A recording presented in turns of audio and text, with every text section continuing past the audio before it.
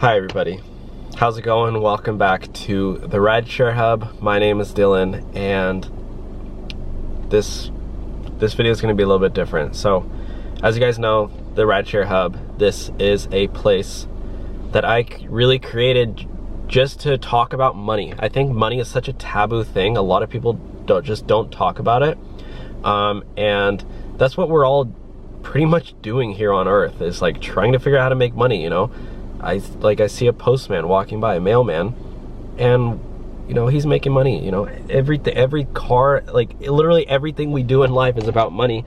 But this, I'm sorry, I have a lot to say in this video, so bear with me. I'm gonna try to keep it as short as possible. But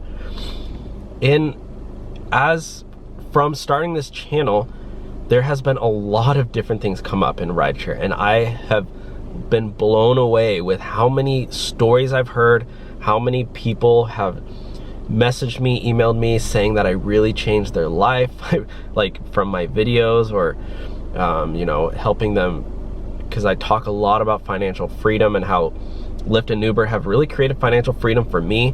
You know, I'm privileged not to have to work a 9-to-5 job that I don't like, which I had to work before, you know.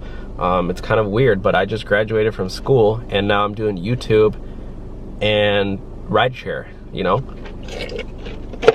So what I wanted to talk about today is drunk driving. I'm not going to go into details, maybe one day, but I'm just not ready for it. There's somebody in my life who alcoholism has really affected this person a lot.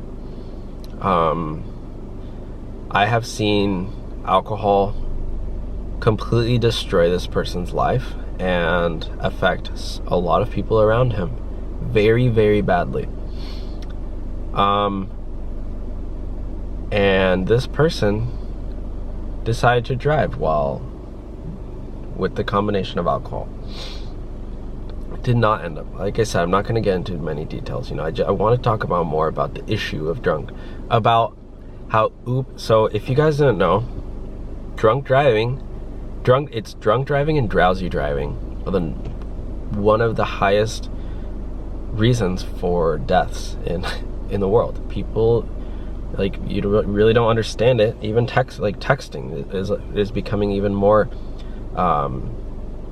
is becoming even more dangerous now with technology, or people just using their phones, scrolling on Instagram while they're driving, get into accidents and dying.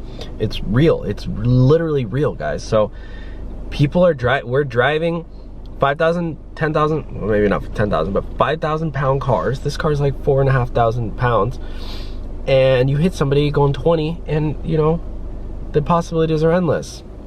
So detrimental. And that's why whenever I see somebody texting and driving, I'm like, it literally hurts me so bad. But what was I saying? Uber and Lyft for drunk driving has literally saved so many lives. Technology in general is saving people's lives while they're operating cars, because, you know, driving cars is a really dangerous thing, statistically speaking. Whenever you're driving, you know, you might as well be out swimming with sharks in shark-infested waters than driving a car, because cars are just dangerous things. That's why when you hear about somebody who has a fear of flying, a lot of times, you know, you can tell them, well, hey, you know, if you have much more chances of getting, you know, of dying in a car than flying. Sorry, this is so like. Sorry, sometimes when I get nervous, I laugh, and I do apologize about that, because I don't know. But what was I saying? So Uber and Lyft has really helped with drunk driving accidents, because a lot of people, when they go out, now they're ordering Uber and Lyfts, you know, and that's a good thing. I'm not saying that's a bad thing. It's a good thing. People go out and they're drinking, and I've been that person too, when, you know, I'm driving drunk passengers and they're being super annoying, they're being loud, they're spilling stuff in my back seat. And I'm like thinking in my head, oh my gosh, you know, these are the worst passengers ever. But, you know, I'm sure you've had a similar experience as well. If you have ever driven for Uber and Lyft on like a night, Friday or Saturday night, keep in mind that those 5 years ago, those people probably wouldn't have ordered an Uber and Lyft, and maybe would have been driving, and maybe would have gotten into an accident, and maybe would have not been seen the light the next day. So I know this is like a sad topic to talk about, but I feel like with this platform now that I've, have, that I feel like it's something that we should address. Like, as an Uber and a Lyft driver, you are literally saving people's lives. You're being part of this whole rideshare phenomenon. This is a blessing, a great thing for the world, because people are getting into less drunk driving accidents. And I honestly, for that, I really respect the founders of Uber, the founders of Lyft, the founders of these rideshare companies. These things, this is an innovative technology. And yeah, I know at the end of the day, you're just, trying to make a buck or two. But keep in mind that when you're driving drunk people around, you're saving lives. You're being part of this huge thing. So I don't know. It's something, like I said, there is something personal to me about it. I don't want to get into the details, but I strongly feel that I strongly feel privileged to be able to take part in that. And when you're talking to somebody about maybe signing up for Lyft, or it's maybe signing up for Uber, that is something you could talk about as well. Like, if somebody asks you, do you like driving for Lyft? Be like, yes, I do. I love saving people's lives. And yeah, of course, you're not a doctor or, a neuroscientist or performing heart transplant surgery, but driving somebody home safely is an amazing thing. I was actually, the other day, I drove a guy. It was really sad, actually, really sad. He was probably late 20s, maybe 30 years old, this guy. Pretty old. But not too old, but, he was definitely an adult, right? And I get a call from my passenger while I'm driving to pick him up. And I answer, and it's a mom, and she goes, hey, just to let you know, you're picking up my son, and he's drunk. I'm just letting you know. And I go, okay, yeah, I can pick him up. And she goes, he's out over here, and she told, and I was like, oh, is everything okay? Like, why are you, what's going on? And she goes, oh yeah, he's not doing too well. He called me, and he needs help to get home safely. And I go, okay, yeah, I'll be right there. And I pick up this guy, like I said, late 20s, or maybe mid 20s, whatever it might be, he's an adult. and he gets in my car, and he can barely talk, barely walk. And he's like sitting on the side of the street, or on the he's not like passed out. He can still function, but he can still get in my car and stuff. But he gets in, he sits in my back car. He definitely did not remember the ride home, I can tell you that. He gets in, he's sitting in my back seat, and he's talking to me, he's talking, and I'm trying to ask him, like, what's your story, man? Like, your mom just called. I don't know, maybe he brought it up. I don't think I was like, being mean to him or anything, but I was genuinely curious. And I go, oh, what's going on tonight? And he goes, oh yeah, I have a drinking problem, and I can't drive because I got a DUI. And I'm like, oh man, that sucks. I'm sorry, man. And he's like, and I really think that he probably would have driven that night if there wasn't Uber or Lyft, because he had to leave his car at the bar. He left his car there, and he was like, he's like, yeah, it was barely even my fault. I was driving. I only had a few drinks, and we were going, and I was driving, and I was looking down at the radio. Yeah, that's what he said. He was like, I was looking down at the radio, and then I looked up, and a car was in front of me, and I swerved out of the way, and I just clipped the end of his tail light, and then and then the cop came, and then I got a DUI. And I was like, dude, that really sucks.